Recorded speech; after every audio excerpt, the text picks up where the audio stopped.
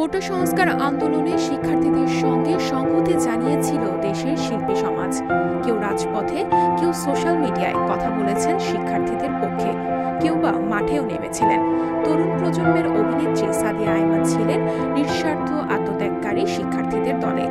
সোমবার ৫ আগস্ট আন্দোলনে জয়লাভ করেছে বৈষম্য বিরোধী ছাত্ররা। এতে উচ্ছ্বসিত অভিনেত্রী সাদিয়া আইমান। তিনি দেশত্যাগী শেখ হাসিনার উদ্দেশ্যে সামাজিক মাধ্যমে লিখেছেন, ম্যাডাম আপনি গেছেন ভালো কথা, কিন্তু যারা জাতীয় পুরস্কারের আশায় ছিল তাদের পুরস্কারটা দিয়ে যাইতেন। শিক্ষার্থীদের আন্দোলন চলাকালে ফেসবুকে সরব ছিলেন সাদিয়া আইমান। আন্দোলনে হতাহত শিক্ষার্থীদের প্রতি সমবেদনা না জানিয়ে বিটিভি ভবনের ক্ষয়ক্ষতি পরিদর্শনে যাওয়া অভিনয় শিল্পীদের সমালোচনা করে ফেসবুক পোস্টে তিনি লিখেছিলেন, shame on you guys. Sadia আইমানের ওই পোস্টে নিজেদের মতো করে মন্তব্য করেছেন নেটিজেনরা।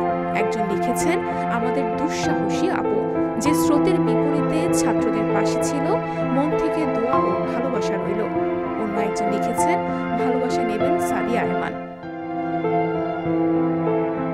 এর আগে বিটিভি প্রাঙ্গণে যাওয়া শিল্পীদের উদ্দেশ্যে ফেসবুকে আরও লিখেছিলেন, নিজেদের লাভ লস চিন্তা করে ক্ষমতার স্বার্থে কিংবা কাউকে দেখানোর জন্য আপনারা যে কথাগুলো ক্যামেরার সামনে বলেছেন, এগুলো সারা জীবন আর্কাইভে তো থাকবেই, আমাদের মনেও থেকে যাবে। জেনারেশন টু জেনারেশন জানবে ৯০ দশকের যাদের অভিনয় টিভি স্ক্রিনে দেখে আমরা মুগ্ধ হয়েছি, এখন তাদের বাস্তব জীবনের কর্ম দেখে আমরা বিস্মিত এবং লজ্জিত।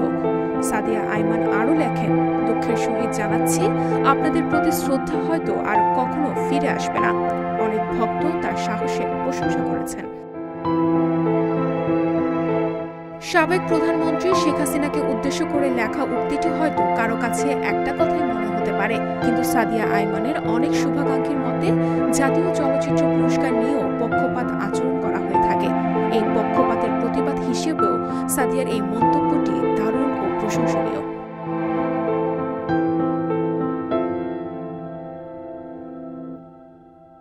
সংবাদ, ফিচার ও অনুষ্ঠানের জন্য ভিজিট করুন সংবাদ প্রকাশের ওয়েবসাইট এবং যুক্ত থাকুন ফেসবুক পেজ ও ইউটিউব চ্যানেলের সঙ্গে।